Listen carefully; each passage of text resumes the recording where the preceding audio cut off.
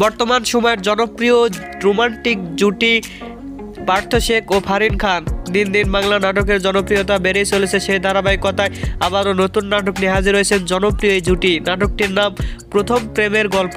এই নাটকটিতে অভিনয় করেছেন বর্তমান সময়ের আলোচিত অভিনেতা পার্থ শেখ ও আলোচিত অভিনেত্রী ফারিন খান। এই নাটকটি রচনা ও পরিচালনা করেন রুবেল আনুশ। নাটকটি খুব শীঘ্রই ভালোবাসা দিবস উপলক্ষে ক্লাব 11-এর ইউটিউব চ্যানেলে প্রকাশিত হবে। আপনারা দেখতে চাইলে অবশ্যই ক্লাব 11 এন্টারটেনমেন্টের ইউটিউব চ্যানেলে চোখ রাখুন এবং নিয়মিত নতুন নতুন নাটকের আপডেট পেতে হলে অবশ্যই চ্যানেলটিকে সাবস্ক্রাইব করে রাখুন।